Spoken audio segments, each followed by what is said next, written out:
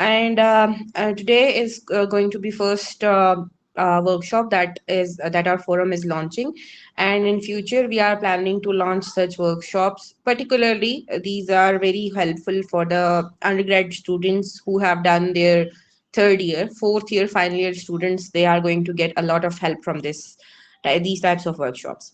और क्योंकि सारे स्टूडेंट्स लोकल ही हैं, so I will be going bilingual, Urdu English mix. But if in next future, if we are going to have international students, so then our coaching medium will be throughout in English. सबसे पहले थोड़ा सा मैं आप लोगों को अपना introduction दूंगी और as global health care academy के बारे में बताऊंगी. So, my name is Afifa Sagir, and I'm a graduate of University of Peshawar, 2014. And then I completed my PhD from Qaid-e-Azam University in year 2022. And in 2023, I cleared my exam CAPS, that is for Australia. And since 2023, I'm running this forum as CEO, ACE Global Healthcare Academy. It is basically, I launched it particularly for Pakistani pharmacists, that Pakistani pharmacists, if they want to move abroad with some special set of clinical skill and knowledge. So this is the path, this is the forum with which they can get connected and everything.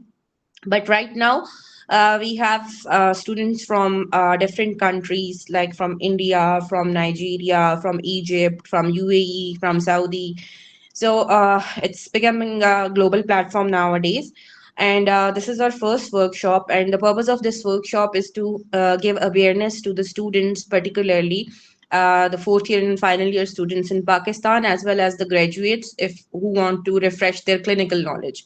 So if you want to work in a clinical setup, whether in Pakistan or internationally, so these are the concepts that are going to be very, very, very helpful for you, because we study pharmacology in our second year and in our third year. But what is the purpose of studying pharmacology? It is not clear to most of the students that I interact with. And when I was a student myself, I did not have this knowledge that why I am studying pharmacology, what is going to be the impact of pharmacology in my clinical practice. First thing, remember, we study this pharmacology, and this pharmacology is actually the overall whole practice of pharmacy, particularly in clinical settings. So if you want to excel as a clinical pharmacist in Pakistan or in abroad, so these are the basic skills that you should have. These are, you can say, these are the on hand skills every pharmacist, whether they want to practice in clinical pharmacy or not, these are the basic set of skills every pharmacist should have. Problem क्या होता है हमारे Pakistani pharmacist के साथ, जो मैंने सबसे बड़ा प्रॉब्लम देखा है, हम 5 साल की डिग्री करके निकल जाते हैं, हम लोगों के CGPS भी बहुत ज्यादा अच्छे होते हैं, बट एक्चुअली जो हमारी सब्जेक्ट की एप्लीकेशन है इन फील्ड, इन प्रैक्टिकल फील्ड, उसका नॉलेज नहीं होता हम लोगों को. और जब हमें अपने सब्जेक्ट की प्रैक्टिकल नॉलेज और उसकी एप्लीकेशन नहीं पता होती, तो हम फेल करते हैं. हम किसी भी लेवल पे, किसी भी जगह जाके, किसी भी किस्म के एनवायरनमेंट में compete नहीं कर सकते, क्योंकि हमें अपने सब्जेक्ट की एप्लीकेशन नहीं पता होती, प्रैक्टिकल एप्लीकेशन. सो आज जो हम डिस्कस करना जा रहे हैं, इस वर्कशॉप का बेसिक मकसद ये है कि आप लोगों को बताया जाए कि जो आप चीजें पढ़ते हैं फार्माकोलॉजी में, उनकी प्रैक्टिकल इम्प्लीकेशंस क्या हैं, और उनकी प्रैक्टिकल इम्प्लीकेशंस आपकी जॉब में, या अगर आपने जैसे किसी भी कंट्री का एग्जाम पास करना है, इंटरनेशनल एग्जाम पास करना है, तो इंटरनेशनल क्राइटेरियाज को मीट करने के लिए आपके पास कौन से कॉन्सेप्ट क्लियर होने चाहिए, कौन से कॉन्सेप्ट्स आपको आगे इंटरनेशनली भी, इंटरनेशनल मार्केट में कम्पीट करने के लिए काम आएंगे. लाइक अभी जैसे मैं ऑस्ट्रेलिया में काम कर रही हूँ एज अ ट्रेनी फार्मासिस्ट, ठीक. यहाँ पे मेरे साथ बहुत सारे फार्मासिस्ट हैं, एज ट्रेनी आए हैं, डिफरेंट कंट्रीज से आए. ऑस्ट्रेलिया के फार्मासिस्ट भी ग्रेजुएटेड, फ्रेश ग्रेजुएटेड, वो मेरे साथ ट्रेनी फार्मासिस्ट काम कर रहे हैं.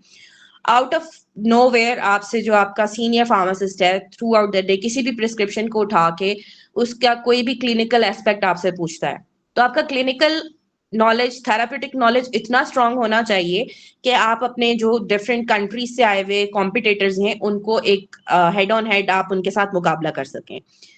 मसला हमारे पाकिस्तानी फार्मासिस्ट का ये होता है कि वो चाहे किसी भी कंट्री का एग्जाम प्रिपेयर कर रहे हैं, वो रिलाय करते हैं किसके ऊपर, वो रिलाय करते हैं कि जी हमें कोई MCQs मिल जाए, कोई फाइल मिल जाए, उसको बैठ के हम रट लें और रट के हम बस जी एग्जाम में जितने रिक्वायर्ड मार्क्स हैं वो स्कोर कर लें।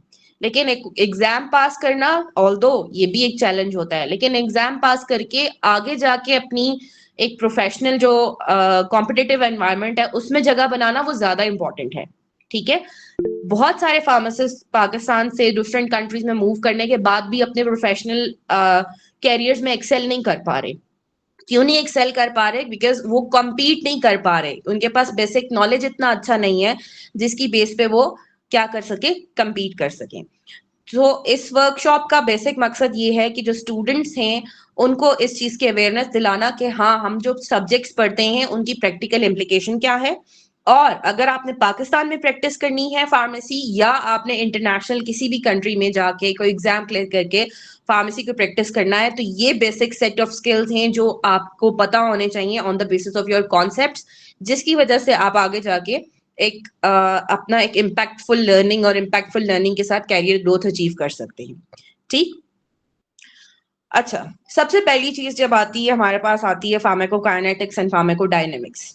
ठीक, अब डेफिनेशन में किसी भी इवन सेकेंड ईयर जो फार्माकोलॉजी जब उन्होंने स्टूडेंट्स ने पढ़ना स्टार्ट की होती है उनसे भी पूछूंगी तो वो बहुत अच्छे तरीके से डेफिनेशन बता देते हैं। ठीक है, लेकिन उस डेफिनेशन के जो हिडन मीनिंग्स हैं जो कि एक्चुअली हमें बताते हैं कि ये कितनी डीप डीप दो एस्पेक्ट्स हैं फार्माकोलॉजी के, आज हम उस चीज को डिस्कस करेंगे। जो स्लाइड्स पे लिखा है, अब मैं बहुत ज्यादा स्लाइड्स के अंदर जो चीजें लिखी होती हैं मैं उस पर एम्फेसाइज नहीं करती। मेरा कॉन्सेप्ट ये है कि जितना मैं इंटरेक्ट करती हूँ स्टूडेंट्स के साथ उतना अच्छा बेहतर स्टूडेंट्स को समझ आता है। बाकी स्लाइड से बेहतर आपको बनी हुई शायद बहुत सारे प्लेटफॉर्म से मिल जाएंगी, लेकिन जितना आप इंटरेक्ट करेंगे, जितना आप इंटरेस्ट लेंगे, उतना बेहतर आप लोगों की लर्निंग होगी। अब जब हम स्टार्ट करते हैं फार्माकोलॉजी पढ़ना तो सबसे पहले हम जी पढ़ते हैं what is pharmacokinetics and what is pharmacodynamics. सबसे पहले इन सिंपल वर्ड्स, फार्माकोकाइनेटिक्स क्या है कि हमने लेट से एक टैबलेट खाई पैनाडोल की। पैनाडोल की टैबलेट जिस टाइम आपकी बॉडी के अंदर लॉन्च होती है उस टाइम से लेके जब तक वो टैबलेट उसके मेटाबोलाइट्स हमारे यूरिन में एक्सक्रीट नहीं होते, from the injection till the excretion, हमारी बॉडी जो भी कुछ कर रही है टैबलेट के साथ किसी भी डोजेज फॉर्म के साथ, वो सारे एस्पेक्ट, हमारी बॉडी उस ड्रग को कैसे एब्जॉर्ब कर रही है, हमारी बॉडी उस ड्रग को कैसे डिस्ट्रीब्यूट कर रही है, हमारी बॉडी उस ड्रग को कैसे मेटाबोलाइज कर रही है, हमारी बॉडी उस ड्रग को कैसे एक्सक्रीट कर रही है, ये चारों कॉन्सेप्ट्स हमारे किसके अंदर आते हैं? फार्माकोकाइनेटिक्स के अंदर। ड्रग की काइनेटिक्स के ड्रग को कैसे मूव करवा रही है from site of administration till the site of excretion, और ड्रग को कौन मूव करवा रही है? हमारी body. So pharmacokinetics is what our body does with the drug. Then second thing is what? Pharmacodynamics. So dynamics is what the drug is doing with our body. So how the drug is interacting with receptors, how the drug is interacting with our enzymes, how the drug is altering our normal physiological processes. So these studies are what? These are pharmacodynamics. Okay. अब हम इस चीज को step by step लेके चलेंगे।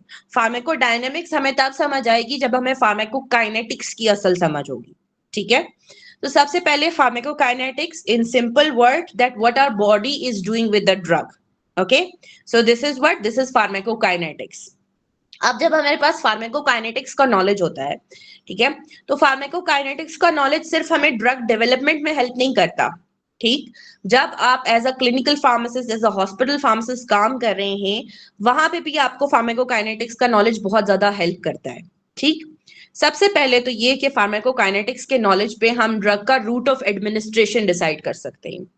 अब इसकी example मैं आपको इस तरह से देती हूँ कि जैसे हमारे पास हैपेरिन्स हैं, हमारे पास इंसुलिन है।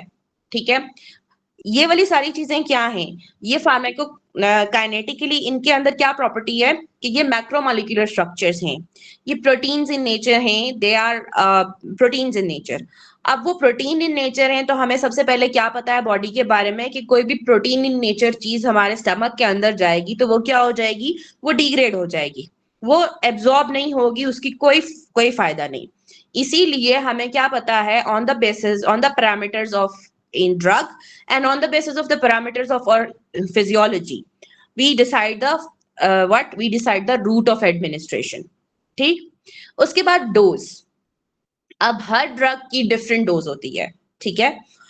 एक ड्रग 1 मिलीग्राम पे इफेक्टिव है, let's say alprazolam, alp it is effective at 0.25 milligrams even, but at the same time paracetamol it is effective at what, it is effective at 500 milligram, ठीक।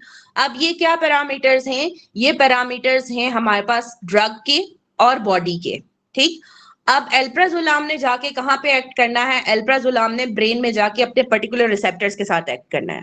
अब एल्प्राजोलाम के 0.25 मिलीग्राम्स भी जब receptors के साथ interact करते हैं तो वो एक क्या करते हैं, फार्माकोलॉजिकल रिस्पॉन्स प्रोड्यूस करते हैं। लेकिन एट द सेम टाइम अगर हम पेनाडोल का 1 मिलीग्राम दे दें तो वो पेनाडोल का 1 milligram it is not sufficient to interact with its site of action.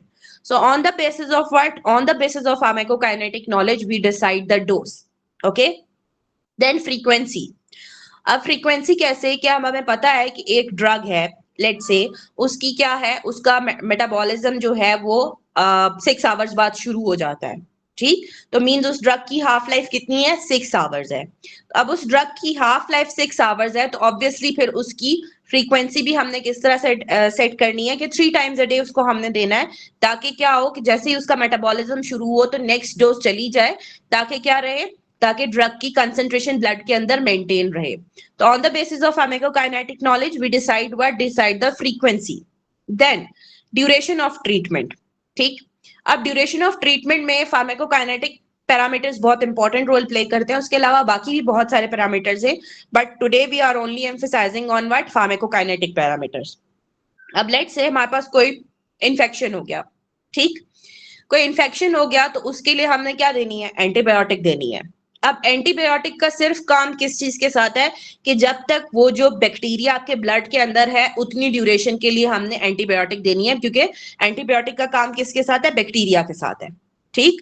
तो लेट से 3 दिन 5 दिन 7 दिन में आपका टीएलसी काउंट नीचे आ गया। टीएलसी काउंट इंडिकेटर है किसका, कि अब क्या है, पैथोजेंस की क्वांटिटी कम हो गई है बॉडी के अंदर, आपने ट्रीटमेंट स्टॉप कर दिया।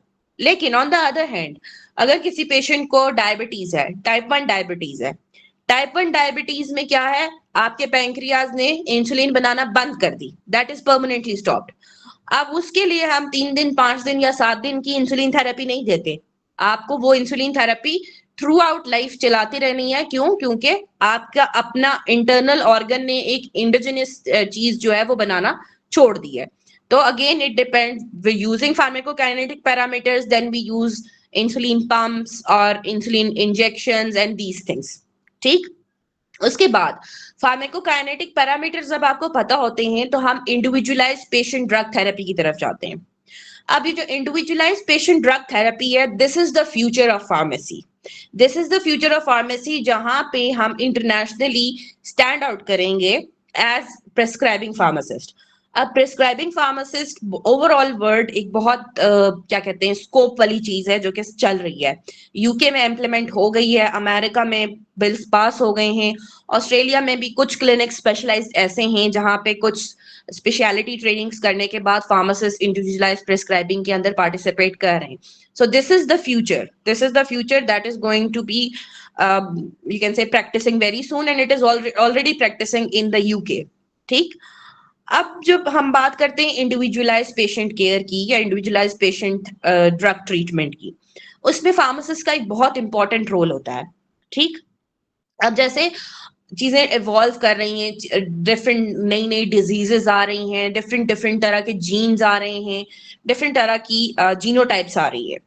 अब उसमें जो सबसे इंपॉर्टेंट चीज आ रही है जो जीनोटाइप रिलेट करती है फार्माकोकाइनेटिक्स के साथ, तो हमारे जो लिवर के अंदर साइटोक्रोम P450 एंजाइम सिस्टम है, जो कि समझ लें कि 75% ड्रग्स जो हमारे पास हैं इन प्रैक्टिस, उनके मेटाबॉलिज्म में डायरेक्टली या इनडायरेक्टली इन्वॉल्व होता है।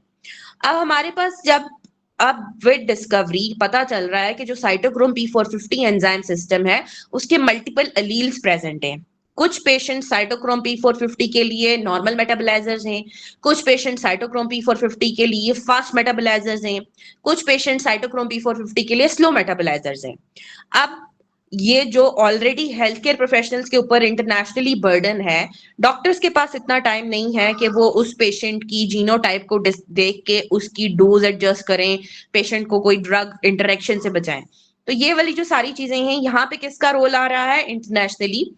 क्लिनिकल फार्मासिस्ट का, कि वो फार्माकोजेनेटिक्स के अंदर स्पेशली एम्फेसिस करके इस तरह के इंटरवेंशंस करें। फिर उसके बाद आती है इंडिविजुअलाइज पेशेंट केयर में हमारे पास बहुत इंपॉर्टेंट चीज जो आती है वो है क्या? Narrow therapeutic index drugs.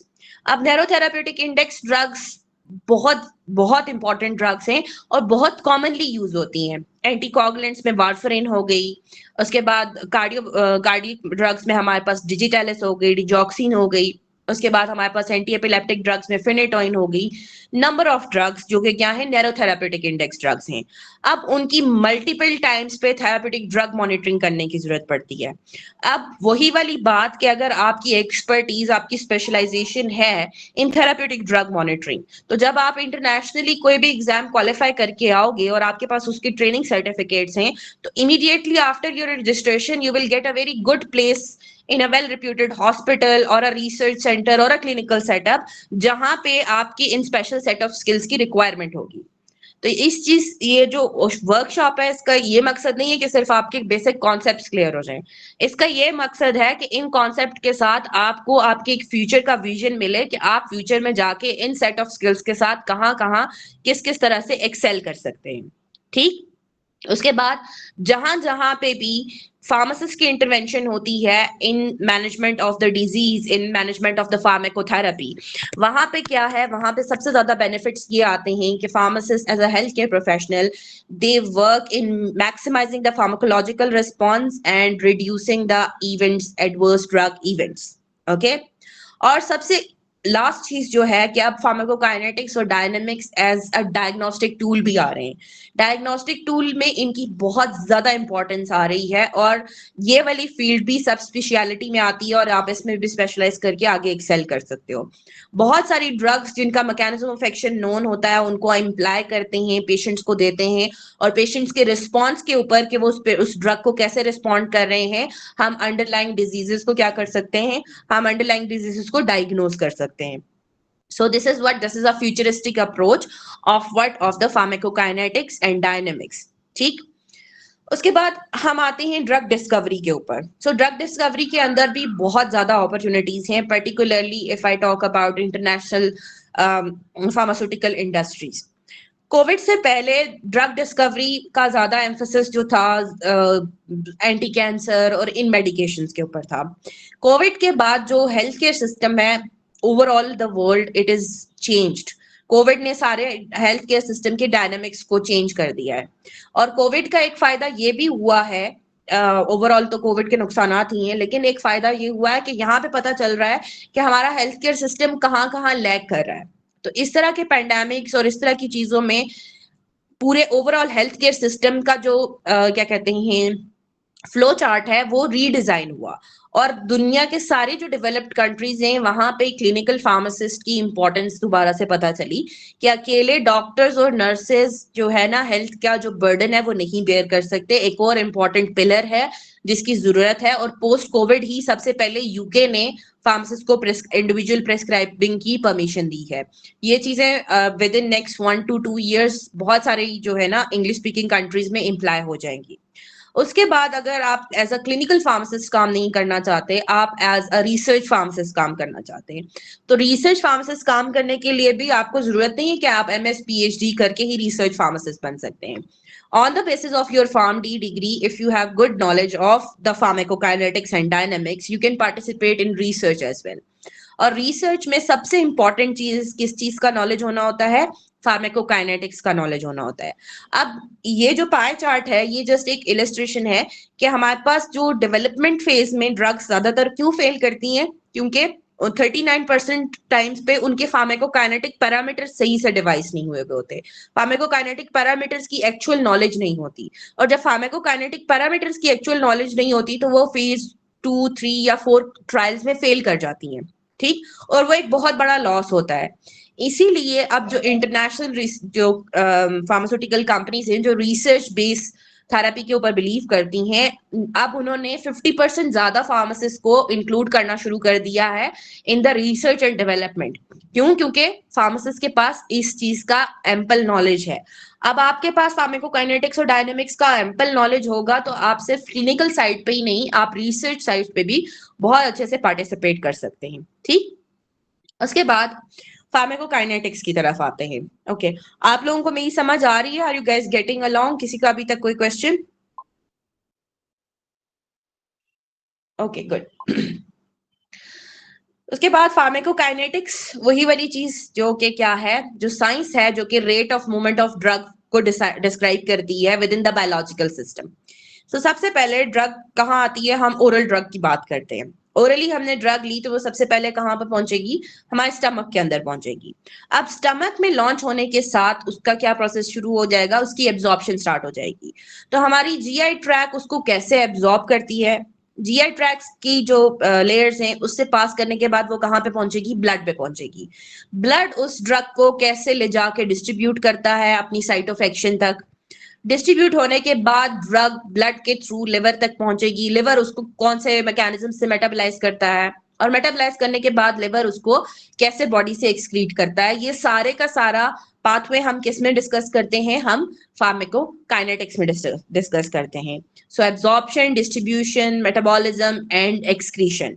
और टॉक्सिकोलॉजिकल स्टडीज भी इसी फार्माकोकाइनेटिक पैरामीटर से रिलेट करती हैं कि ड्रग अपने डिस्ट्रीब्यूट अपनी साइट ऑफ एक्शन के अलावा बाकी बॉडी की जिस जिस जगह पे जाके इंटरेक्ट कर रही है, और वहां जाने के बाद वो जो इफेक्ट्स बॉडी के ऊपर प्रोड्यूस कर रही है, इधर वो टॉक्सिक हैं या नहीं है, टॉक्सिक हैं तो किस हद तक हैं, ये वाली सारी चीजें भी हम किसके अंदर डिस्कस करते हैं? फार्माकोकाइनेटिक्स के अंदर। अब फार्माकोकाइनेटिक्स के बेस पे फिर वही वाली बात कि हम डिसाइड करते हैं onset, intensity, duration of action. Okay, so in simple words, what bodies does with the drug is called as what? Pharmacokinetics. Now, importance of pharmacokinetic studies, so वही वाली बात जो हम पहले बहुत देर से डिस्कस करते भी आ रहे हैं।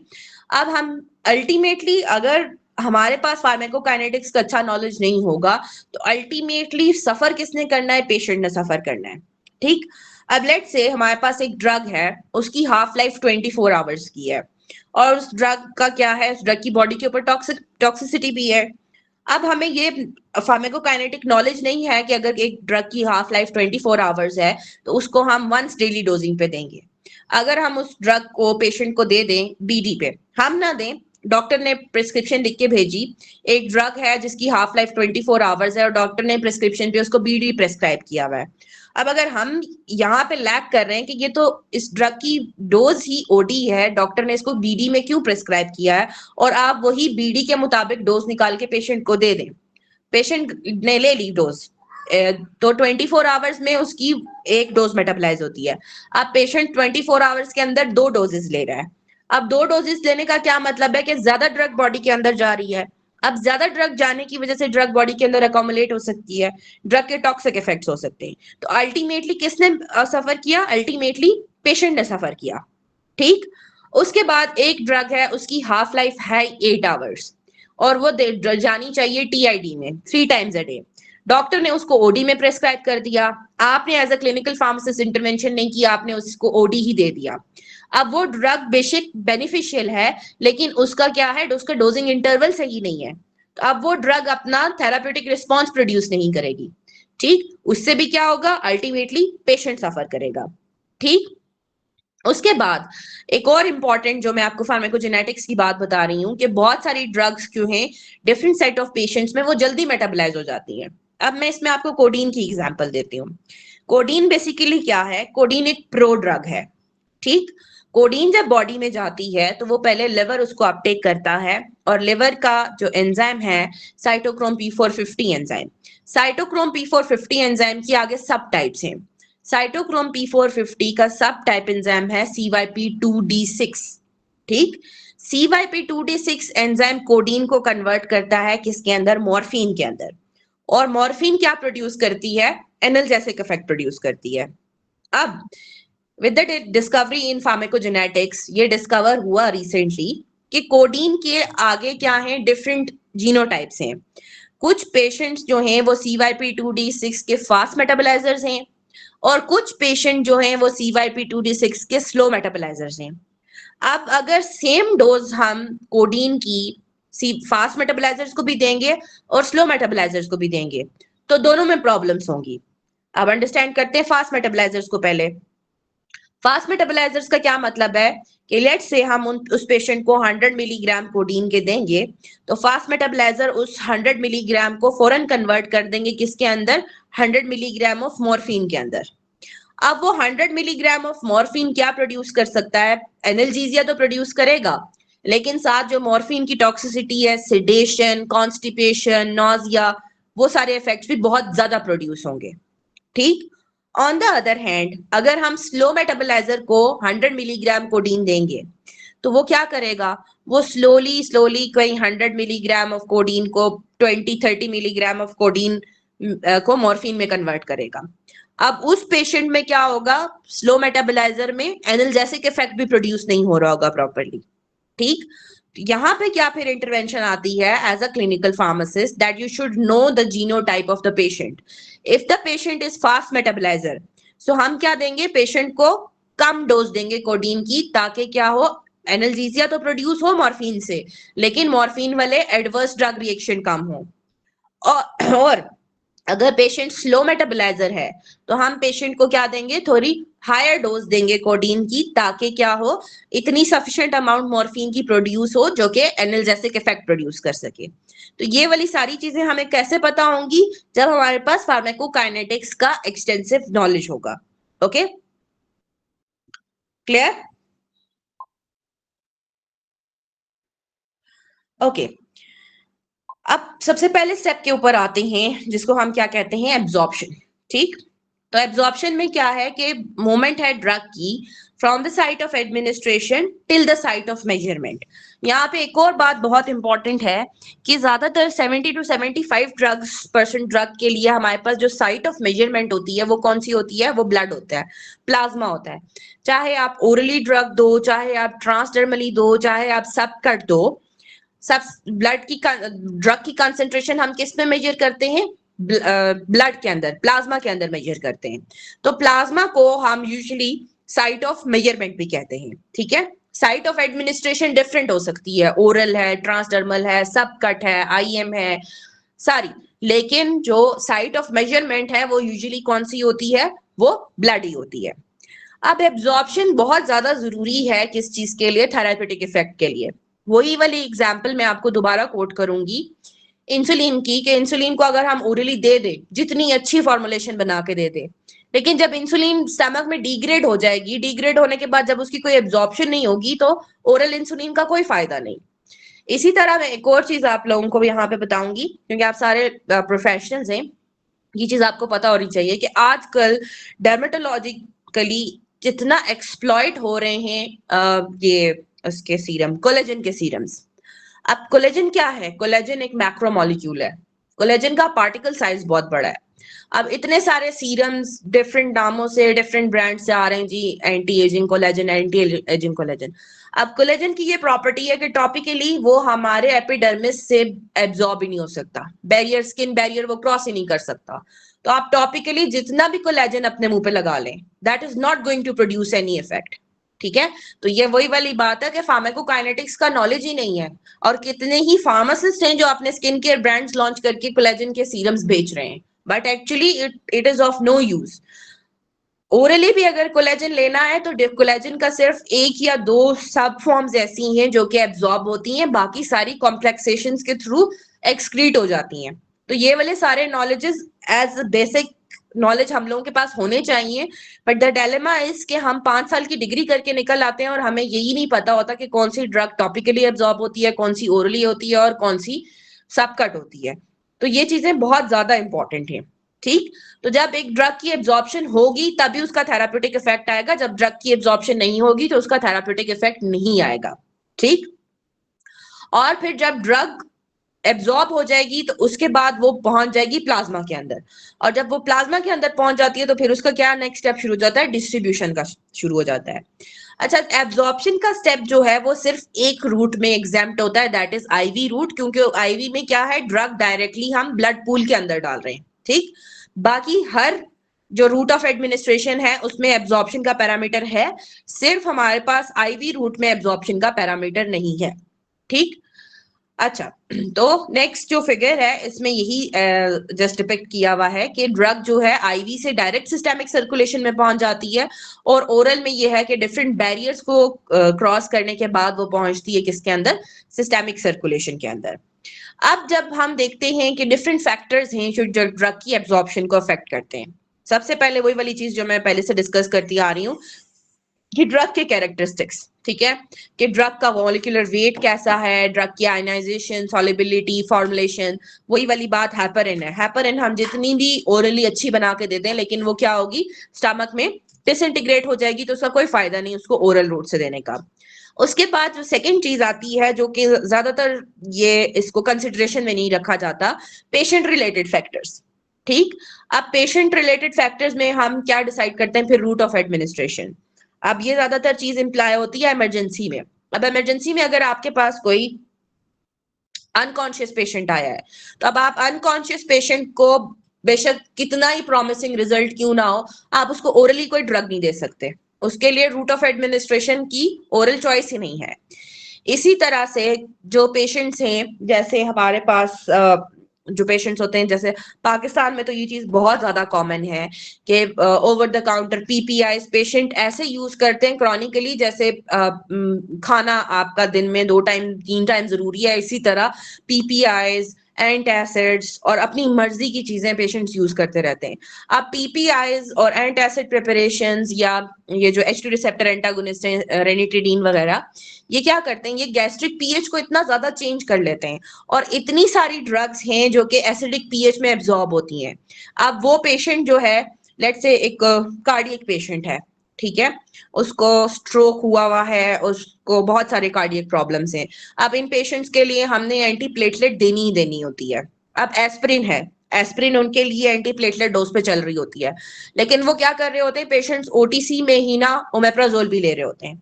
अब ओमेप्राजोल के साथ क्या होता है, ओमेप्राजोल लेने के बाद आपकी 10 से 12 घंटे तक जो जीआई पीएच होती है वो क्या होती है, वो न्यूट्रल की तरफ रहती है। एस्पिरिन एब्जॉर्ब होती है एसिडिक पीएच में। अब पेशेंट का स्टमक एसिडिटी की तरफ जा ही नहीं रहा ओमेप्राजोल के यूज की वजह से, तो एस्पिरिन पेशेंट की एब्जॉर्ब ही नहीं हो रही। जब पेशेंट की एस्पिरिन एब्जॉर्ब नहीं हो रही तो एंटी प्लेटलेट इफेक्ट नहीं आ रहा, एंटी प्लेटलेट इफेक्ट नहीं आ रहा, तो वो पेशेंट दोबारा किसी भी टाइम एमआई या स्ट्रोक का क्या बन सकता है, विक्टिम बन सकता है, ठीक। तो ये पेशेंट की एजुकेशन है कि आपने जब ये ड्रग लेनी है तो इसके साथ ओटीसी में ये ड्रग आपने नहीं लेनी, क्योंकि अगर आप ओटीसी में ये ड्रग लेंगे तो आपकी इस ड्रग का काम खत्म हो जाएगा और आपको दोबारा इस तरह का कोई भी चीज हो सकती है। अब यहाँ पे पाकिस्तान में मैं एक रिसर्च पढ़ रही थी, जो डॉक्टर टू पेशेंट रेशियो है गवर्नमेंट हॉस्पिटल्स में, 1 doctor with every 1700 patients, 1700 patients on 1 doctor. अब ह्यूमनली एक डॉक्टर के लिए 1700 पेशेंट देखना पॉसिबल नहीं है, तो अगर वो देख रहा है तो वो 1700 पेशेंट को ये काउंसलिंग दे सकता है, नहीं दे सकता। But as a crucial part of health care professional हमें ये चीज पता होनी चाहिए। लेकिन वही वाली बात है कि आगे फार्मेसिस्ट के ऊपर भी क्या है, हर फार्मेसी के ऊपर फार्मासिस्ट ज्यादातर तो या है ही नहीं, और अगर है भी तो वो क्या कर रहा है, वो एक कैशियर की ड्यूटी कर रहा है, वो एक क्लर्क की ड्यूटी कर रहा है। तो these things change with you. Change सबसे पहले आपने खुद से बनाना है। आप कहीं पे भी काम कर रहे हैं वहां पे आप खुद थोड़ा थोड़ा इंटरेक्ट करना शुरू करें, लेकिन आप इंटरेक्ट कब करेंगे, जब आपके पास नॉलेज होगा। तो अपने नॉलेज को दिन ब दिन इम्प्रूव करने की कोशिश करें, और अपने नॉलेज की बेसिस पे किसी की भी लाइफ आप इम्प्रूव करेंगे तो वो एक ऑनगोइंग चीज है, that is a chain of reaction, वो कोई नहीं रोक सकता, ठीक। आहिस्ता आहिस्ता चेंज आता है, चेंज 1 या 2 दिन या कुछ सालों के अंदर नहीं आता। यहीं से एग्जाम्पल ले लें कि हमारा फार्म डी का सिलेबस 2011 में रिवाइज हुआ था, उसके बाद अब 2025 में रिवाइज हुआ है, ठीक। अब जो 2025 में रिवाइज हुआ है, 2025 के जो ग्रेजुएट्स होंगे ऑनवर्ड्स उनके लिए बहुत फायदा होगा। लेकिन अब ये जो 11 से 25 के दरमियान का लैग है, ये आपने अपने नॉलेज को इम्प्रूव करके ही कवर करना है, इसके अलावा there is no way out. ठीक, उसके बाद डिफरेंट मैकेनिज्म्स हैं जिनसे ड्रग्स जो हैं एब्जॉर्ब होती हैं from the GI tract into the systemic circulation. इससे पिछले वाली सारी बातें क्लियर हो गई? किसी चीज में कोई एम्बिग्युइटी? Okay, good. अच्छा, सबसे पहले जो हमारे पास मैकेनिज्म आता है वो क्या है हमारे पास? पैसिव डिफ्यूजन का। पैसिव डिफ्यूजन, सिंपल डिफ्यूजन, जिसको हम क्या कहते हैं? Concentration gradient based diffusion. ठीक, 500 मिलीग्राम पैरासिटामोल का स्टमक में पड़ा है, 0 मिलीग्राम ब्लड के अंदर है, तो क्या है? कंसंट्रेशन ग्रेडियंट है। तो कंसंट्रेशन ग्रेडियंट की वजह से स्टमक से पैरासिटामोल मूव करेगी किधर? किसकी तरफ? ब्लड की तरफ। So simple passive diffusion. उसके बाद आता है फैसिलिटेटेड डिफ्यूजन। ठीक, अब कुछ ड्रग्स ऐसी हैं उनका कंसंट्रेशन ग्रेडियंट भी है, लेकिन वो ड्रग्स क्या हैं, उनकी कुछ नेचर ऐसी है कि वो इजीली जो है ना इस GI मेम्ब्रेन को क्रॉस नहीं कर सकती, तो फिर उनके लिए हमें सर्टेन कैरियर प्रोटीन्स चाहिए होती हैं। अच्छा, यहाँ पे मैं एक बहुत बेसिक कॉन्सेप्ट स्टूडेंट्स का क्लियर करना चाहती हूँ। एक चीज आपने ये याद रखनी है कि हमारे पास दो तरह की ड्रग्स होती हैं। ड्रग्स इधर they are hydrophilic in nature और they are lipophilic in nature. ठीक है, अब जो हमारे पास जो ड्रग्स होती हैं ना, जो लिपोफिलिक इन नेचर होती हैं, उन ड्रग्स की बॉडी के अंदर एब्जॉर्प्शन, डिस्ट्रीब्यूशन बहुत अच्छी होती है, क्योंकि बॉडी की जितनी भी मेम्ब्रेन्स है, सेल मेम्ब्रेन्स है, उनके अंदर क्या है? फॉस्फोलिपिड्स हैं। तो फॉस्फोलिपिड्स क्या करते हैं? लिपिड्स अपने अंदर से लिपिड्स को आराम से गुजरने दे देते हैं। ठीक है, तो जो ड्रग जितनी लिपोफिलिक होगी ना, जब भी हम आगे जाके जब भी कभी डिस्कस करें इस बात को, तो ये बात आपने याद रखनी, ये बहुत बेसिक कॉन्सेप्ट है, इसको अपने पास बोल्ड वर्ड्स में लिख के रख लें कि the more the lipophilic the drug, the higher will be the distribution of the drug. तो वो हर बॉडी कंपार्टमेंट में गुजरेगी। ठीक है, सबसे मेन बैरियर हमारी बॉडी के अंदर, सबसे जो कॉम्पैक्ट किस्म का बैरियर है, that is the blood brain barrier. और ब्लड ब्रेन बैरियर को अगर आपने किसी ड्रग को क्रॉस करवाना है ना, सबसे इजी चीज है, उसको लिपोफिलिक कर दो। उस ड्रग जितनी लिपोफिलिक है, उतनी भाग भाग के वो ब्लड ब्रेन बैरियर से भी गुजरेगी, सारे बैरियर से। और दूसरी चीज ये भी अपने पास बोल्ड लेटर्स में लिखते हैं कि जब ड्रग मेटाबोलाइज हो जाती है ना, तो मेटाबोलाइज होने का, ड्रग को मेटाबोलाइज करने का मकसद ही एक है लिवर का, कि लिपोफिलिक मॉइटीज को हाइड्रोफिलिक मॉइटीज में कन्वर्ट करें। तो जो ड्रग जितनी ज्यादा हाइड्रोफिलिक होगी ना, उतना उसको किडनीज अपने अंदर से एक्सक्रीट करेंगी। तो hydrophilic मॉइटीज, they tend to do what? They tend to go for excretion. And lipophilic moieties, they tend to go for what? Tend to go for distribution. ठीक है, तो ये चीज आपको बहुत क्रिस्टल क्लियर होना चाहिए, ये कॉन्सेप्ट। ठीक, फैसिलिटेटेड डिफ्यूजन में भी वही आपके पास आता है, क्या है? कंसंट्रेशन ग्रेडियंट है, लेकिन क्या है? ड्रग की लिपोफिलिसिटी थोड़ी सी कम है, तो कोई कैरियर प्रोटीन्स इन्वॉल्व होंगी ड्रग को ट्रांसपोर्ट करने में टू द ब्लड। फिर उसके बाद आता है एक्टिव ट्रांसपोर्ट। एक्टिव ट्रांसपोर्ट भी क्या है? इसमें भी कैरियर प्रोटीन्स इन्वॉल्व हैं, लेकिन क्या है कि कंसंट्रेशन ग्रेडियंट उसमें नहीं इन्वॉल्व होता। थोड़ी सी अमाउंट होगी ड्रग की, जो कि किस साइड पे होगी? GI साइड पे होगी। तो उसको एब्जॉर्ब करने के लिए क्या होता है? कैरियर प्रोटीन्स आती हैं, लेकिन कैरियर प्रोटीन्स उसकी एब्जॉर्प्शन करवाते हुए एनर्जी भी यूज करती हैं, क्योंकि वहां पे कोई ग्रेडियंट मौजूद नहीं होता, तो कैरियर प्रोटीन्स को एनर्जी, ATPs को यूटिलाइज करते हुए उन मॉलिक्यूल्स को एब्जॉर्ब करवाना होता है। और फिर जब हम बात करते हैं एंडोसाइटोसिस और एक्सोसाइटोसिस की, तो कुछ large molecule of the drugs हैं जो कि सेल मेम्ब्रेन के थ्रू जो है ना ट्रांसपोर्ट नहीं हो सकते। तो वो क्या करती है? सेल मेम्ब्रेन एक कैविटी अपने अंदर बनाती है, एक स्पेस क्रिएट करती है, उसको इनगल्फ करती है और दूसरी साइड पे रिलीज कर देती है। तो ये क्या मैकेनिज्म होता है? ये एंडोसाइटोसिस और एक्सोसाइटोसिस का होता है। अब जब हम फार्माकोकाइनेटिक्स को डिस्कस कर रहे हैं, तो हम डिफरेंट जो एक और चीज हमारी आती है as a clinical pharmacist practice करने के दौरान, कि आपके पास डिफरेंट पॉपुलेशंस होती हैं।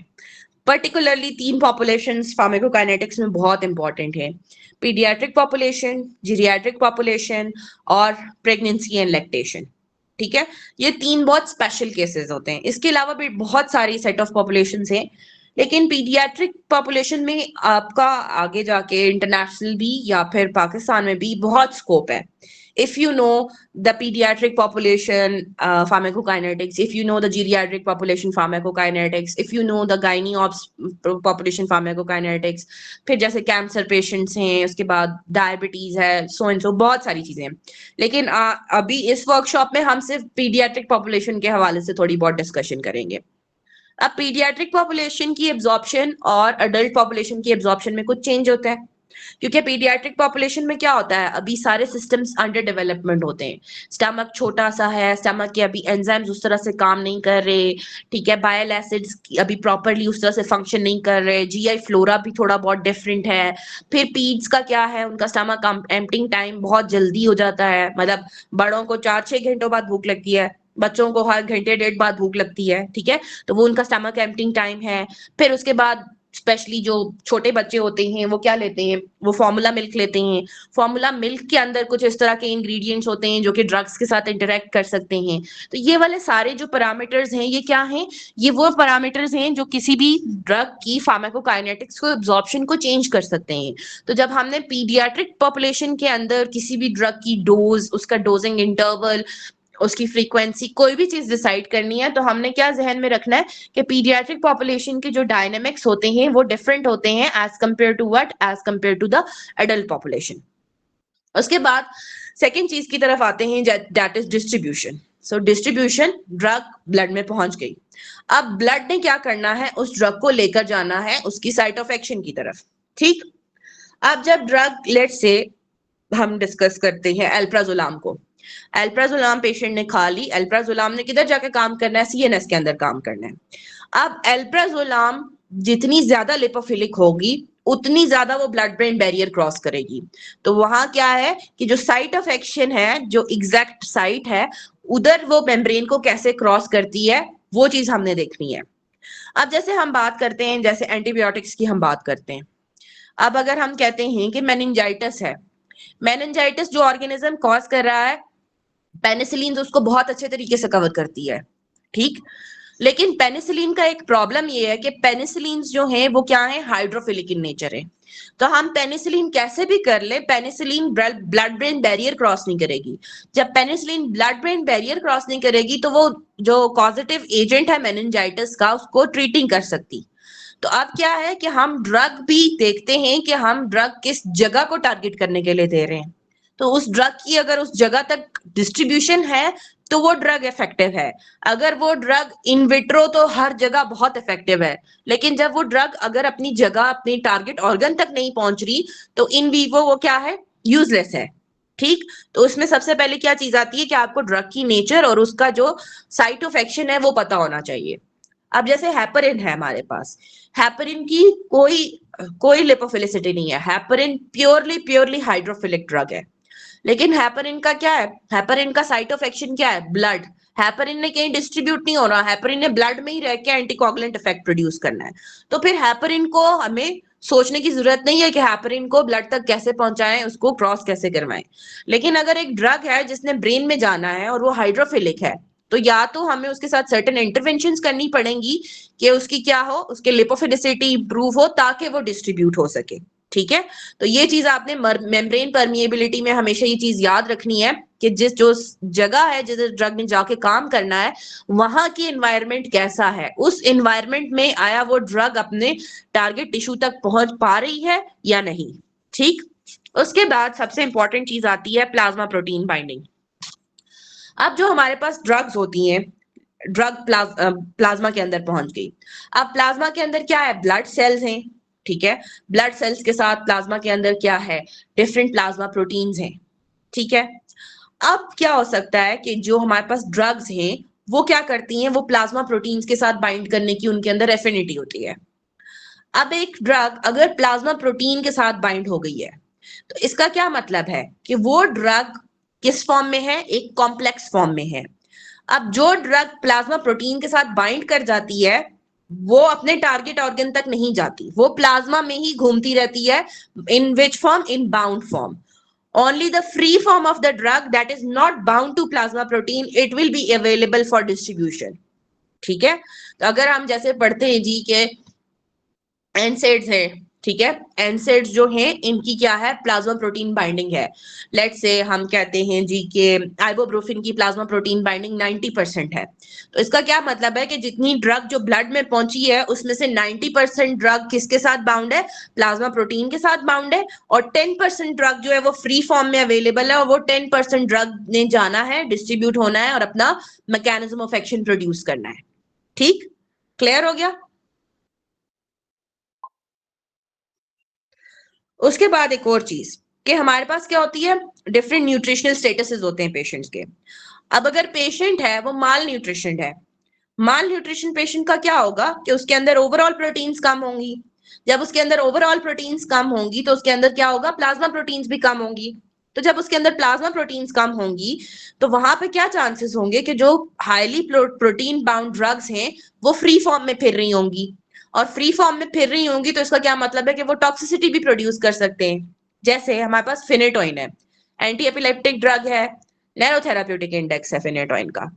अब अगर फिनेटोइन हम एक हेल्दी इंडिविजुअल में लेट से हम 100 मिलीग्राम देते हैं, ठीक है, और उस 100 मिलीग्राम में से फिनेटोइन की प्लाज्मा प्रोटीन बाइंडिंग 90% है, ठीक, तो उसके मुताबिक फिनेटोइन की हमने थेराप्यूटिक ड्रग मॉनिटरिंग डोज सब कुछ एडजस्ट किया हुआ है। एट द सेम टाइम हमारे पास एक माल न्यूट्रिशन बच्चा आता है, ठीक है।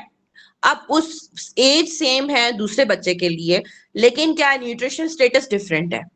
अब उस माल न्यूट्रिशन बच्चे को हम अगर 100 मिलीग्राम देंगे फिनेटोइन के, आगे फिनेटोइन के बाइंड करने के लिए प्लाज्मा के अंदर प्रोटीन्स कम है, तो इंस्टेड ऑफ 90% 60% फिनेटोइन जो है प्लाज्मा प्रोटीन से बाइंड करेगी, लेकिन 40% फिनेटोइन फ्री होगी।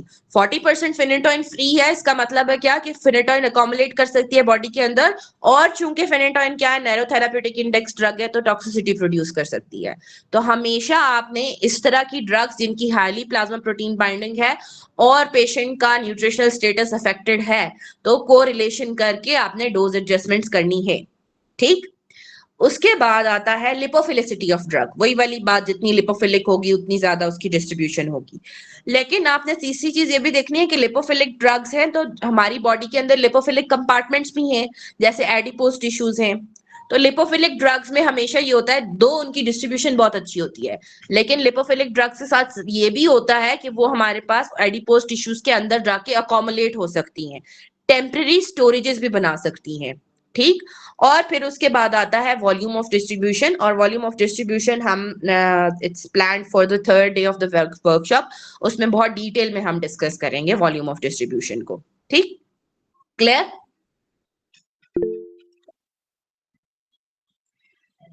Can we give lipophilic as IV? Yes, lipophilic drugs can be given as IV. Yes, Aisha?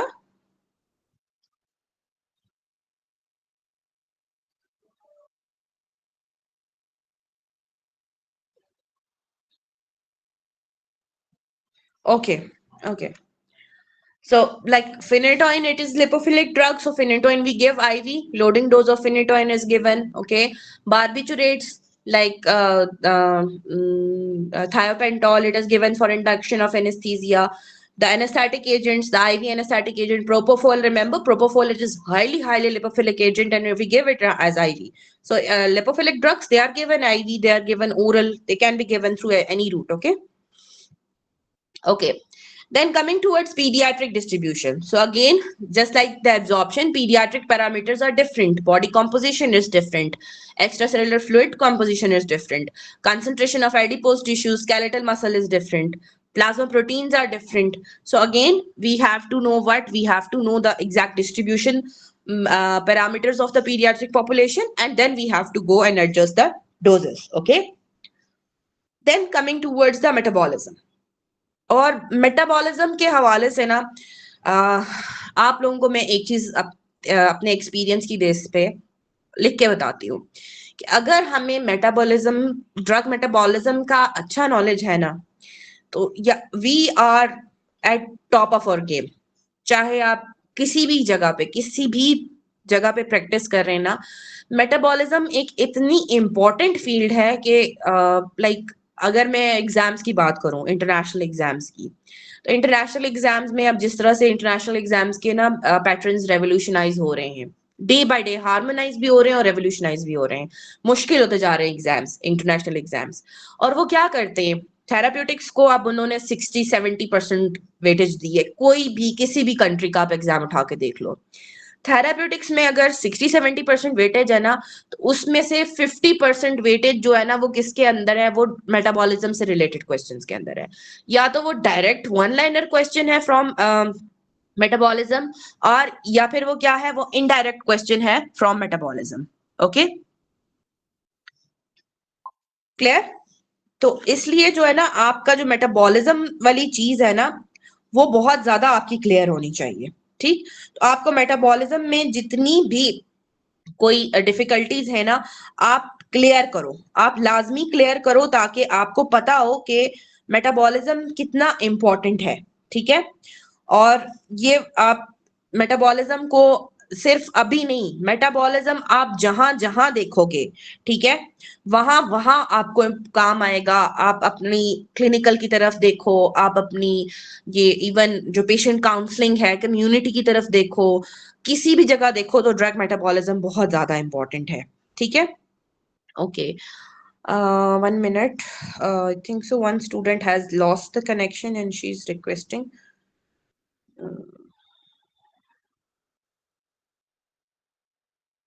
Okay.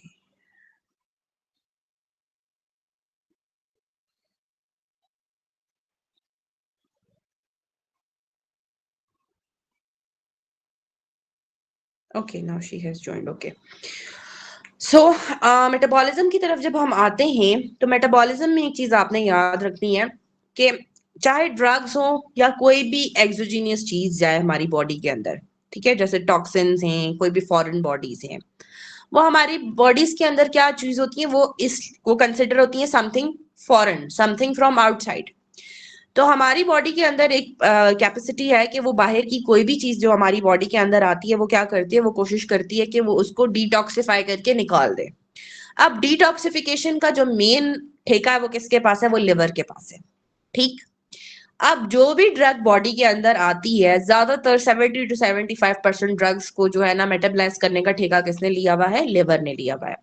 लेकिन लिवर के अलावा कुछ ड्रग्स लंग्स में मेटाबलाइज होती हैं, कुछ ब्लड में भी हो जाती हैं, और डिफरेंट कुछ ड्रग्स किडनी में भी मेटाबलाइज हो जाती हैं। ठीक है, तो इसलिए हम उन ड्रग्स को फिर क्या करते हैं, लेकिन मेन मेटाबॉलिज्म किसके ऊपर हमारा एम्फेसिस होता है, मेन मेटाबॉलिज्म लिवर के ऊपर होता है। अब क्या हुआ, ड्रग पहुंची अपनी साइट ऑफ एक्शन तक, उसने अपने रिसेप्टर के साथ इंटरेक्ट किया, एंजाइम के साथ इंटरेक्ट किया, और उसके बाद ड्रग किधर आ गई, ड्रग पहुंच गई उसके बाद ब्लड के थ्रू लिवर में। अब लिवर के पास जब ड्रग आती है, तो लिवर का क्या एक ही मकसद है कि जो लिपोफिलिक मोइटी है उसको डिफरेंट रिएक्शंस करने के बाद उस लिपोफिलिक मोइटी को किस में कन्वर्ट करे, हाइड्रोफिलिक मोइटी में कन्वर्ट करे, और किडनीज की तरफ भेजे ताकि किडनीज उसको एक्सक्रीट करें। दूसरा लिवर का इंपॉर्टेंट काम क्या है कि वो प्रो ड्रग्स को कन्वर्ट करता है किसके अंदर, एक्टिव ड्रग्स के अंदर। अब जब हम बात करते हैं एक्चुअल मेटाबॉलिज्म की, ड्रग्स की, तो वहां पे हमारा मेटाबॉलिज्म दो फेजेस में होता है, फेज 1 रिएक्शंस और फेज 2 रिएक्शंस। अब ये जो शुरू से मैं साइटोक्रोम P450 साइटोक्रोम P450 की बात कर रही हूँ, तो फेज 1 रिएक्शंस में हमारा लिवर जो एंजाइम सिस्टम्स को यूज करता है उसको क्या कहते हैं हम, साइटोक्रोम P450। ठीक है, साइटोक्रोम P450 एंजाइम सिस्टम जो है ये एंडोप्लाज्मिक रेटिकुलम के अंदर होता है हेपेटोसाइट्स के।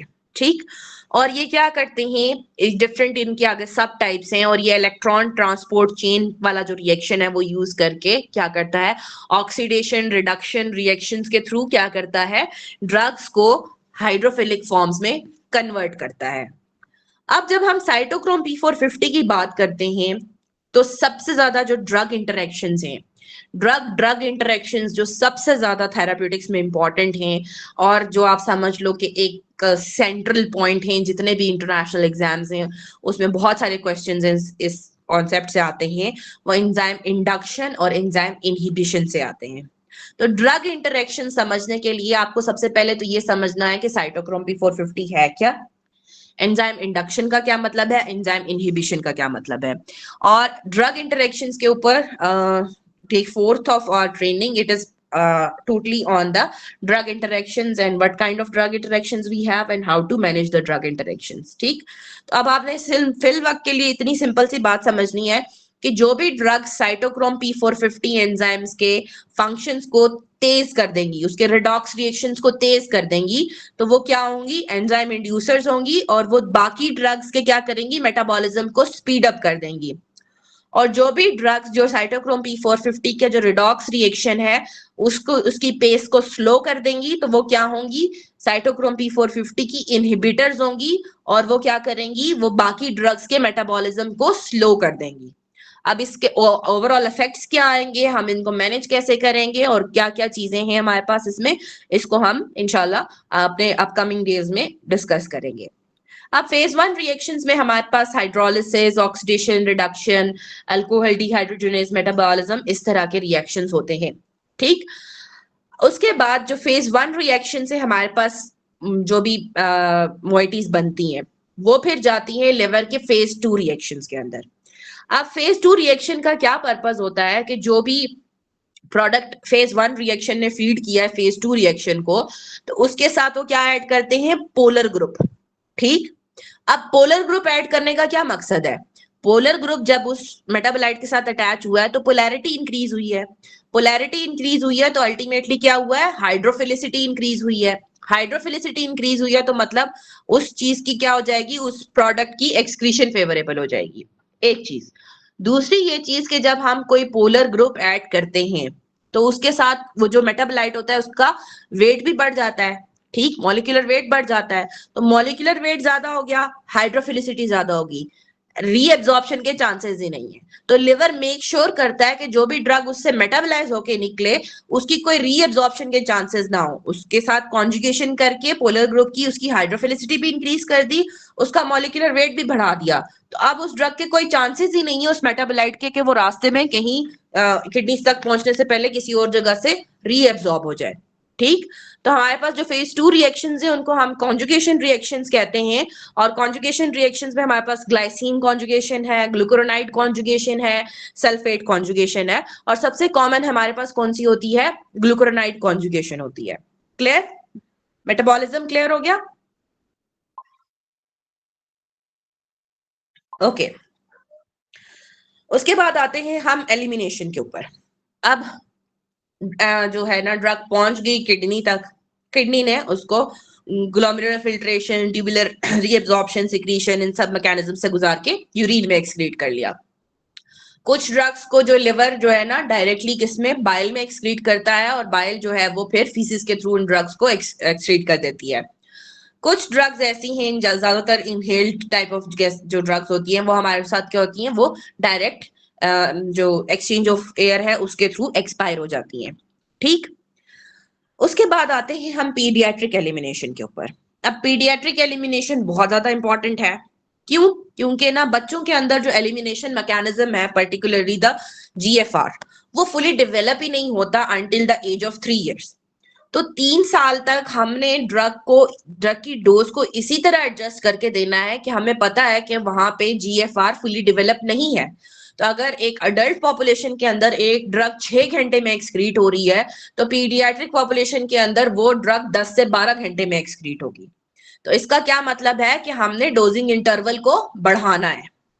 फिर जब हम बिल्कुल न्यूनेट्स की तरफ आते हैं तो न्यूनेट्स में एक तो GFR फुली डेवलप नहीं है, ब्लड फ्लो अभी उनका फुली डेवलप नहीं हुआ होता, तो उसकी वजह से क्या हो रहा होता है, मजीद चांसेस होते हैं कि ड्रग क्या हो, बहुत स्लोली एलिमिनेट हो। तो अगर हम लेट्स से एक ड्रग 6 घंटे में अडल्ट से एक्सक्रीट हो रही है, पीड्स पॉपुलेशन में 10 घंटे में एक्सक्रीट हो रही है, तो न्यूनेटल पॉपुलेशन में हो सकता है वो 14 या 15 घंटे में एक्सक्रीट हो। तो हमने according to the population dosing interval adjust करने होते हैं। अब जैसे हमारे पास अमाइनोग्लाइकोसाइड्स हैं, सेफेलोस्पोरिन्स हैं, पेनिसिलिन्स हैं, ये purely excreted by the kidneys हैं। अब अगर ये ड्रग्स हम पीडियाट्रिक्स या न्यूनेटल पॉपुलेशन को देंगे तो डोज तो डिक्रीज करेंगे ही करेंगे, लेकिन साथ में हमने डोजिंग इंटरवल भी बढ़ाना है ताकि हम मेक श्योर करें कि जब किडनीज के ऊपर कोई स्ट्रेस नहीं पड़ रहा ड्रग को एलिमिनेट करने के लिए, क्योंकि पीडियाट्रिक एलिमिनेटरी मैकेनिज्म्स 3 साल तक फुली डेवलप नहीं हुए होते। और 3 साल से पहले अगर आप पीडियाट्रिक एलिमिनेशन मैकेनिज्म्स को ओवरबर्डन करेंगे तो बहुत सारी नेफ्रोलॉजिकल प्रॉब्लम्स के चांसेस हो सकते हैं। Okay, clear? Okay, so next slide पे जितनी भी चीजें हमने पढ़ी हैं ये सारी क्या है, समराइज हैं। और अल्टीमेटली अगर आप यहाँ एंड पे देखें तो लिपोफिलिक ड्रग को हम क्या कर रहे हैं, हाइड्रोफिलिक में कन्वर्ट कर रहे हैं, that is being eliminated from the body. So पहले हम फेज 1 में डिफरेंट मेटाबोलाइट्स आएंगे, फिर उस सारी चीजें, और अल्टीमेटली क्या होगा, ड्रग किसकी तरफ जाएगी, हाइड्रोफिलिक मॉइटी की तरफ जाएगी, और फिर किस में कन्वर्ट होगी, फिर ये कन्वर्ट होगी उसके अंदर एलिमिनेशन की तरफ जाएगी। अच्छा, उसके बाद जो ड्रग हमने एडमिनिस्टर की, ठीक, अब नेक्स्ट स्लाइड पे प्रिया। ओके, तो ये अपर पोर्शन जो है, the yellow portion we have discuss. So dose drug की दी, ड्रग कंसेंट्रेशन, सिस्टेमिक सर्कुलेशन, फिर ड्रग की डिस्ट्रीब्यूशन और एलिमिनेशन। अब जब सिस्टेमिक सर्कुलेशन से ड्रग पहुंच गई साइट ऑफ एक्शन पे, अब साइट ऑफ एक्शन के साथ जो है ड्रग क्या करेगी, लेट से किसी भी, जैसे हम अल्प्राजोलाम की बात कर रहे थे, ब्रेन में पहुंच गई, ब्रेन में पहुंच के वो किसी रिसेप्टर के साथ इंटरेक्ट करेगी, रिसेप्टर के साथ इंटरेक्ट करके अपनी एफिकेसी शो करेगी, और बाकी जगहों पे जो इंटरेक्शन होगा उसकी वजह से उसके क्या होंगे, एडवर्स ड्रग रिएक्शंस। तो ये वाली जो सारी चीजें हैं ये हम किस में कवर करेंगे, ये हम डिस्कस करेंगे फार्मेको डायनेमिक्स के अंदर। ठीक, क्लियर हो गया? ओके, उसके बाद जो इंपॉर्टेंट फार्मेकोकाइनेटिक पैरामीटर्स हैं जो कि हमें डेली टाइम पे काम आते हैं, और क्लिनिकल प्रैक्टिस में पर्टिकुलरली ऑस्ट्रेलिया, यूके, यूएसए, यहाँ पे तो ये पैरामीटर्स बहुत ज्यादा इंपॉर्टेंट कंसिडर किए जाते हैं। तो सबसे पहला पैरामीटर है स्टडी स्टेट कंसंट्रेशन। ठीक, अब स्टडी स्टेट कंसंट्रेशन का क्या मतलब है? Steady state concentration, simple words, के वो टाइम और वो कंसंट्रेशन जिसमें लेट्स से आपने जैसे पैरासिटामोल 500 मिलीग्राम टीआईडी 3 दफा दिन में आपने लेनी है, फिर पैरासिटामोल 500 मिलीग्राम। अब क्या होगा कि पैरासिटामोल जब आप 3 दफा लेते हो या 4 दफा लेते हो, 5 दफा लेते हो, अब पैरासिटामोल का एक कंसंट्रेशन डेवलप हो जाएगा प्लाज्मा के अंदर। लेट्स से कंसंट्रेशन पैरासिटामोल का डेवलप हो गया 250 माइक्रोग्राम पर एमएल, ठीक, सपोजिटली। अब वो जो 250 माइक्रोग्राम पर एमएल है, ये क्या है, ये अचीव हो गया प्लाज्मा के अंदर। अब उसके बाद जितनी भी पैरासिटामोल बॉडी के अंदर आएगी उतनी ही तकरीबन एक्सक्रीट होगी। तो ये जो कंसंट्रेशन अचीव हो गई ना पैरासिटामोल की प्लाज्मा के अंदर, ये स्टडी स्टेट कंसंट्रेशन वो डिजायरेबल कंसंट्रेशन है, जिस डिजायरेबल कंसंट्रेशन के ऊपर ड्रग क्या करती है, अपने ऑप्टिमल थेराप्यूटिक इफेक्ट शो करती है। ठीक, अब ये स्टडी स्टेट कंसंट्रेशन अचीव करने के लिए इसीलिए हम डोजिंग इन फ्रीक्वेंसी और डोजिंग इंटरवल्स बताते हैं ना, कि ये 4 दफा लेनी है दिन में, ये 2 दफा लेनी है, ये 3 दफा लेनी है, ये इतने दिन तक लेनी है। ठीक, ताकि हम क्या करें कि ड्रग की स्टडी स्टेट कंसंट्रेशन अचीव हो प्लाज्मा के अंदर, और स्टडी स्टेट कंसंट्रेशन अचीव होने के बाद क्या होते हैं, ऑप्टिमल थेराप्यूटिक रिस्पॉन्सेज आना शुरू होते हैं। ठीक, अब जो हमारे पास ड्रग्स होती हैं जो कि, और स्टडी स्टेट कंसंट्रेशन का एक जर्नल प्रिंसिपल है कि ये अचीव होती है, डायरेक्टली कोरिलेट करती है किसके साथ, half life of the drug के साथ। तो ज्यादातर ड्रग्स की जो स्टडी स्टेट कंसंट्रेशन है वो क्या है, वो 4 to 5 हाफ लाइफ के बाद अचीव हो जाती है। लेट्स से पैरासिटामोल की हाफ लाइफ हमारे पास फॉर एग्जांपल 6 आवर्स है, ठीक है, तो 6 5 30 आवर्स के बाद जो है, अगर आप हर 6 घंटे बाद पैरासिटामोल खा रहे हैं तो 30 आवर्स के बाद आपके ब्लड के अंदर जो है ना पैरासिटामोल की एक स्टडी स्टेट कंसंट्रेशन डेवलप हो जाएगी। अब उस स्टडी स्टेट कंसंट्रेशन का क्या फायदा होगा कि आपके अंदर जो पैरासिटामोल के थेराप्यूटिक रिस्पॉन्सेज हैं, एनाल्जेसिया एंड एंटीपायरेटिक इफेक्ट्स, वो मेंटेन रहेंगे। ठीक है, पैरासिटामोल क्या देता रहेगा, अपना ऑप्टिमल थेराप्यूटिक इफेक्ट देता रहेगा। तो आप स्टडी स्टेट कंसंट्रेशन किसके साथ डायरेक्टली कोरिलेट करती है, डायरेक्टली कोरिलेट करती है हाफ लाइफ के साथ। अब स्टडी स्टेट कंसंट्रेशन पे मैं इतना एम्फेसिस क्यों दे रही हूँ, क्योंकि steady state concentration directly correlate करती है लोडिंग डोज के साथ। अब क्या होता है कि लोडिंग डोज क्या है, अब बाजों का लेट से एक पेशेंट आया है और उसको क्या है, उसको सवेयर किस्म का एरिथमिया है, ठीक है। अब उसके एरिथमिया को ट्रीट करने के लिए डॉक्टर कहता है कि डिजॉक्सिन देनी है, ठीक है। अब हमने फॉरेन एरिथमिया को एक्यूट कंडीशन में मैनेज करना है। अब डिजॉक्सिन के साथ हमने उसको मैनेज करना है, लेकिन डिजॉक्सिन का जब कोई भी ड्रग है वो अपना ऑप्टिमल थेराप्यूटिक रिस्पॉन्स कब प्रोड्यूस करेगी, जब उसकी स्टडी स्टेट कंसंट्रेशन अचीव होगी। अब डिजॉक्सिन है, फिनेटोइन है, इस तरह की बहुत सारी ड्रग्स है, अमायोडरॉन है, इन ड्रग्स की हाफ लाइफ बहुत ज्यादा है। डिजॉक्सिन की हाफ लाइफ 80 आवर्स है। तो इसका क्या मतलब है कि 80 इंटू 5, आपने कितनी 400 घंटे इंतजार करना है कि डिजॉक्सिन का therapeutic level steady state concentration blood के अंदर डेवलप हो और डिजॉक्सिन ऑप्टिमली जो है वो एरिथमिया को ट्रीट करना शुरू करे। और इमरजेंसी में पेशेंट के पास 800 क्या शायद 8 आवर्स भी ना हो। इन सिचुएशंस में जिन ड्रग्स की हाफ लाइफ बहुत लॉन्ग होती है और जिन ड्रग्स की हमें एक्चुअली इमरजेंसी सिचुएशंस में जरूरत होती है, तो उन ड्रग्स की हम क्या करते हैं, हम लोडिंग डोज देते हैं। हायर डोज, एकदम बॉडी को लोड कर रहे हैं हायर डोज के साथ। एकदम से जब बॉडी हायर डोज के साथ लोड होती है तो अल्टीमेटली क्या होता है, स्टडी स्टेट कंसंट्रेशन जल्दी अचीव हो जाती है। और जब स्टडी स्टेट कंसंट्रेशन जल्दी अचीव हो जाती है तो फिर क्या होता है, उसके बाद जब हम पेशेंट इमरजेंसी में स्टेबल हो जाता है, उसके बाद हम पेशेंट की मेंटेनेंस डोज कैलकुलेट करते हैं और फिर मेंटेनेंस डोज को उसके क्रॉनिक यूज के लिए एडजस्ट करते हैं। तो steady state concentration and why the drugs they need loading dose, clear हो गया?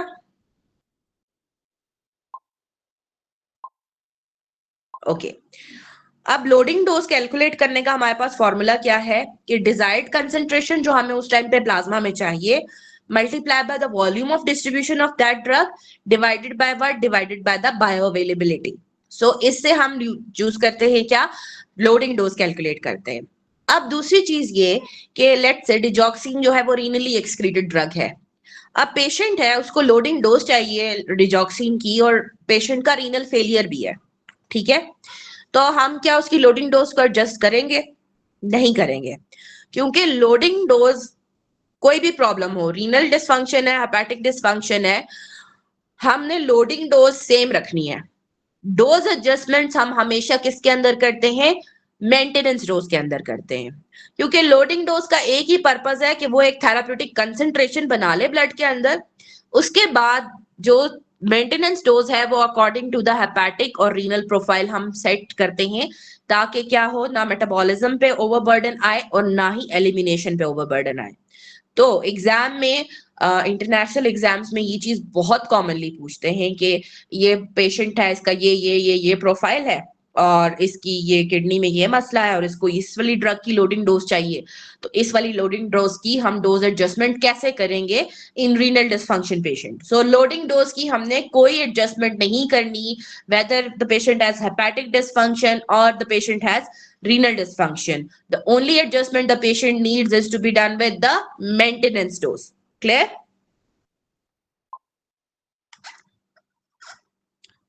Okay. Now on the next slide वही वाली चीज एक्सप्लेन की हुई है in the form of graph के विदाउट लोडिंग डोज जो है हमारे पास स्टडी स्टेट कंसंट्रेशन देर से अचीव होती है और विद लोडिंग डोज जो है हमारे पास स्टडी स्टेट कंसंट्रेशन जल्दी अचीव हो जाती है। अच्छा, उसके बाद ये फार्माकोकाइनेटिक पैरामीटर्स हैं, लीनियर जिसको हम फर्स्ट ऑर्डर काइनेटिक्स कहते हैं, non linear, zero order kinetics और मैकेलिस मेंटन काइनेटिक्स। ये थोड़े से डिफरेंट और थोड़े से इंपॉर्टेंट हैं और आज क्योंकि फर्स्ट हमारा स्टार्ट है तो हम कल ये linear pharmacokinetic parameters plus pharmacodynamics, ये दो चीजें हम कल इंशाल्लाह डिस्कस करेंगे। आज के लेक्चर में सारी चीजें क्लियर हैं, किसी का कोई क्वेश्चन हो तो प्लीज पूछें।